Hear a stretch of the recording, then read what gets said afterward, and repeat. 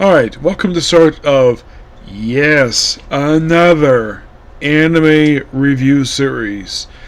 This one basically aired last year. It's known as The Banished Former Hero Lives How He Pleases. First anime review for this one. This one came out just last year, and no dub. I'm not kidding about that. There is no frickin' dub for this series. As for the reason for it, I don't really know. It's weird. Oh, by the way, 30th anime. This year. 30th. Which means I'm about...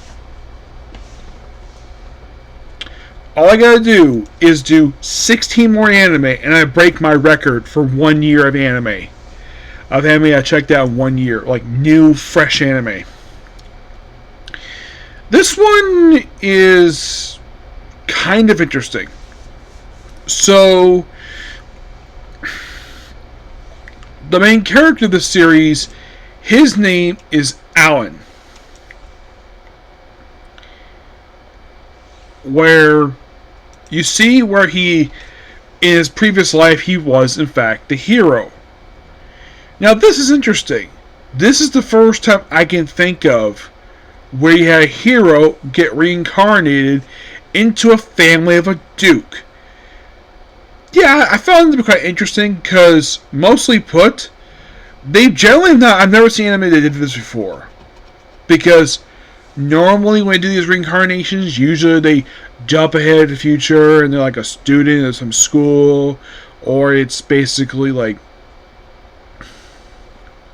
or it's royalty. But a lot of the time it is basically for these reincarnation stuff, either it's in the future in the same timeline where they remember him from the previous life, that like the Mr. Demon Academy, or in the case of someone like the Demon Sword Master of Excalibur Academy, or the most popular one, someone from Japan gets reincarnated as some noble son, or in the case of a couple of a basically member of the royal family. Now, in case you're curious though, have I come across any of these reincarnation ones where someone gets reincarnated and they're not technically a noble? I would say Spirit Chronicles, but they revealed in actuality that his mother was actually part of a royal family. So I kind of discount that. So technically, no. A lot of the time, these reincarnations, generally put, don't happen unless they have resources, per se. Yes. So he gets reincarnated after dying in front of his, presumably his girlfriend or wife, whatever. She died. As what caused his death is not really explained. And then he wakes up in this very nice looking bedroom. One of these, kind of like, I've seen pictures of these beds where it's got like a curtain on it, and I've seen these also live action as well. Heck, I've seen one of these beds in person in a museum in New York City. He wakes up in his nice bed. Apparently he's yelled at by his younger brother. I'm like, that is interesting. Where he gets reincarnated and he's the firstborn. Now, yes, that has happened before. Some of you might be thinking, what of Mashuka Tensei? In that one, he technically he lived in a poor area, but that one, I don't count that one either, because, okay, so for the case of that one, in that one, he is, Rui's father, Paul. He was a low-ranking noble. But got handed to that was actually something different, per se. You're thinking, what about beginning after the end? I would kind of say yes. That one is a kind of. But in the case of that one, that was a king getting reincarnated into a very nice, I wouldn't necessarily call it a poor family, per se. I mean, they're very well off, but they weren't exactly rich, but more like middle class, but they weren't like dirt poor. So, in the case of this, so He gets basically brought for his father, so it's where he doesn't have a gift. He apparently doesn't have barely any power. That's according to him. And for some reason, when they show his father in their home, he sits on a throne like he's the king of his own country. Well, oh, that's just a soap falling over for some reason. This is the Duchy of Welsfeld. I think that's how you pronounce it, yes. So, and for some reason for the scene here, they decided to put organ music here. Not sure why. It's probably one of those rare times I've actually heard organ music in anime. I have generally heard this in live action a lot. In animation, it's very rare I have ever heard this type of music. So it basically embodies a very creepy atmosphere. His father points out, though, you have no gift. You have barely any power. You are embarrassed from this family. I cast you out. And Alan has no problem with it. He has a sword. He has this nice attire that he wears. He just starts walking. And then he discovered, oh yeah, he actually apparently kept all of his powers from when he was a hero. Which begs the question, why didn't they detect this power when he was getting examined in the ceremony? Now, the whole thing of a ceremony exam magical power, this happened a few times. Though this one they didn't show it per se. Because this happened with the Aristocrats Everly Adventure, Reborn Master Blade, but I think the only one I could think of is probably Black Summoner. That's the only one I can think of. So, he notices like, oh, First Princess Lisa's actually in trouble. Being attacked by clay wolves. And her bodyguard Beatrice, that's her name, Beatrice, where they're being attacked by them, Beatrice is barely dying. So Alan comes in, swoops in, and destroys thanks to his X-ray vision look at the Monocore, and defeats them. And then he heals the Beatrice. He fixes their carriage, which is shocked the fact he knows healing magic, given the fact they thought he had no power. They thought he was pretty weak. So he explains, oh yeah, he was cast out. He does mention, oh, I can't exactly tell that I'm a reincarnated hero. I would tell her, given the fact that she's in love with you, dude. So then they go off to this nearby town to look for, because because her gift is that she's kind of an oracle. So they go to this town, this one village, and we have this one person kicked out of the headman's office. And it turns out it's actually a girl being kicked out, a beautiful woman who is a tomboy because of her short hair. Her name is, I kid you not, her name is Akira. For some people, when I think of the name Akira, people think of the motorcycle guy who rides around in a ruined city. I've never seen Akira, so I don't have any basis. I kind of based upon the poster. All as I know is he rides a motorcycle. A very cool looking motorcycle, mind you. So she explains the reason. Of course, she kind of forgets who she is because she can't remember exactly phases. Of course, forget existence. So she does, at the get some food, explain what she's doing in this village. So while she was looking for something, well, basically on a journey, she comes across this little girl who had to flee her village because they were going to offer her to a dragon. Yes, a dragon.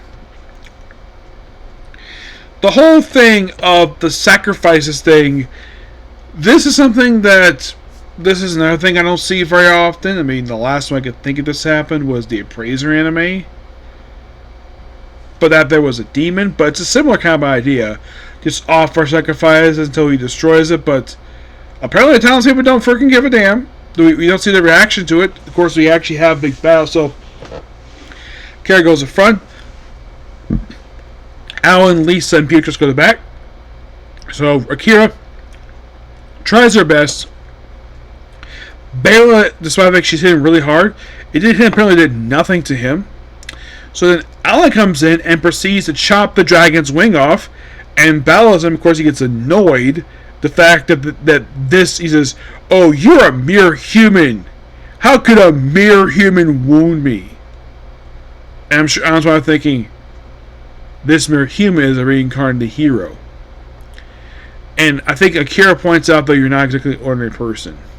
So then Alan uses his ability to destroy the dragon, and he gets knocked unconscious. Also, his sword gets broken, which leads into events of our next episode. So take a look for a swordsmith. Take a look for a blacksmith, someone who's a friend of Lisa's. So Alan's father, Craig, gets informed by this. Apparently, his brother's name is Brett. Okay.